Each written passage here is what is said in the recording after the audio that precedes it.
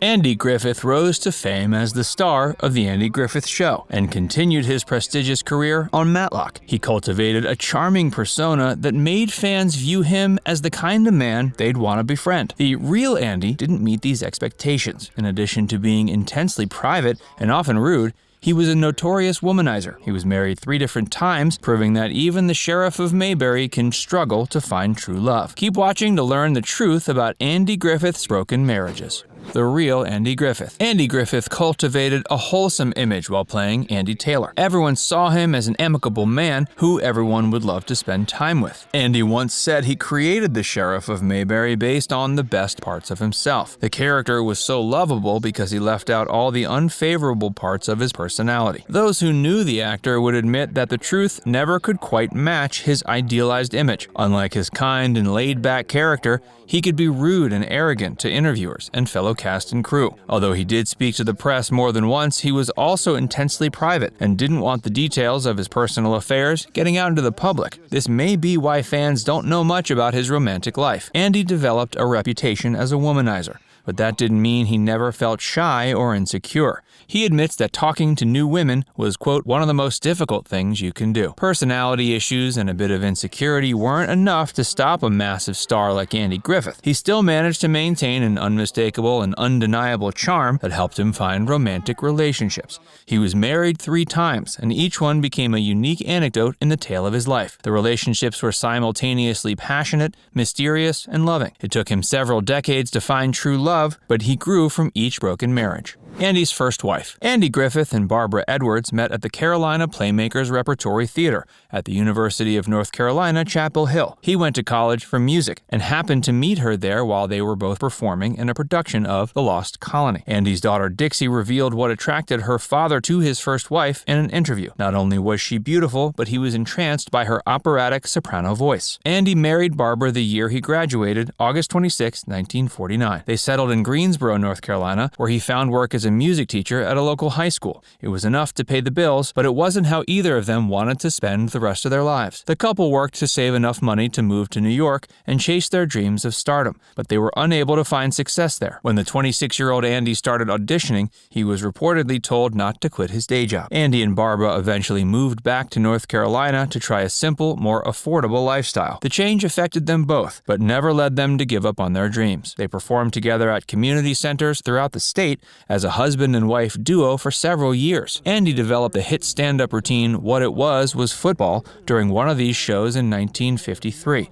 It sold more than 9,000 copies, becoming one of the world's most popular comedic monologues, and catapulted him into stardom. After the Andy Griffith Show came into being, Barbara received a small cameo in it. She was the only one of his 3 wives to receive such an honor. She was able to show off her singing skills as a member of the Mayberry Choir in one episode of the 4th season. It was the only TV credit she ever earned. Andy and Barbara also started a family. They adopted 2 children, Dixie and Andy Griffith Jr. Barbara and Andy's relationship began to falter when his shows became TV staples. She had trouble dealing with the trappings and bright lights of fame. Tensions grew between the couple as his fame grew, and she failed to succeed in the music industry. Personal struggles weren't the only strain on the couple. Their lifestyle was also unsustainable. They drank excessively when together, and Andy allegedly had a wandering eye. There was never any proof he was unfaithful, but these actions would be in line with his womanizing reputation. These struggles were eventually enough to split the couple up. They were married for 23 years, but divorced in 1972. He earned custody of Andy Griffith Jr., also known as Sam, who tragically died in 1996 of complications from alcoholism. She won custody of Dixie and cared for her for the rest of her life. Barbara was remarried to Michael St. Clair a few weeks later. She died peacefully in Beverly Hills in 1980 at the age of 53. Hey, if you're enjoying this video so far, be sure to give it a like and subscribe to Factsverse if you haven't already. Andy's second wife. His shortest relationship started when he began dating Solica Casuto in 1973. She was a beautiful Greek actress, famous for her performances in films in her native country. Ken Berry wrote in his book Andy and Dawn, The Marking of a Friendship and a Classic American TV Show, that, quote, a more unlikely couple you never saw. He was a conservative country boy, and she was a Latina flower child. Andy and Solica gave their relationship a try, despite their personal and cultural differences. They had a simple backyard wedding in 1973. A harp played in the background as they stood together and exchanged vows. The backyard wedding was also a way for the couple to honor the first home they'd shared. It was previously owned by Bing Crosby, and Andy said they liked to play his records and pretend he was singing in their shower. Andy called Solica a great wife who put up with him and cared about him and his children. He respected her, but it took some time for him to feel comfortable enough to bring her back home to meet the family. In 1977, they finally traveled to Mount Airy, North Carolina. They enjoyed the peace and quiet and time away from the spotlight. The couple's personal and cultural differences eventually tore them apart. They were divorced in 1981. Little else is known about their 8-year marriage, perhaps because Andy wanted to keep as much of his private life a secret as possible.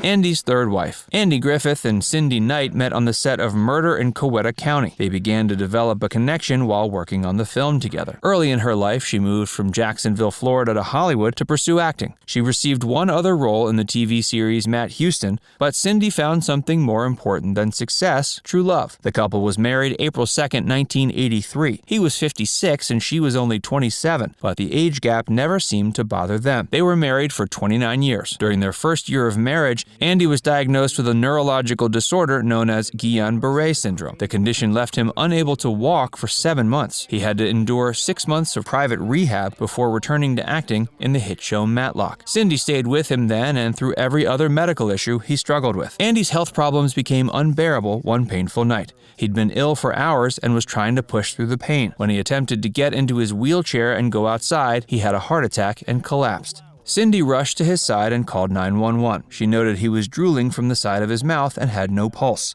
The paramedics came as quickly as possible, but they were unable to resuscitate him. He was declared dead July 3, 2012. Andy had purchased a home in Roanoke Sound in North Carolina where he lived for many years. He reportedly wanted it to be preserved, but for unknown reasons, his wife asked for a permit and had the house demolished after his death. Despite this unexpected action, his marriage to Cindy Knight was the most enduring and stable of Andy's life. She permanently put an end to his womanizing ways, and despite being private people, they weren't too shy to express their love to the press. Now it's time to hear from you. Which of Andy's 3 wives do you think made the most surprising match? Let us know in the comment section below. And before you go, make sure you give this video a like and subscribe to FactsVerse if you haven't already. Click the bell icon to stay updated on all our latest content.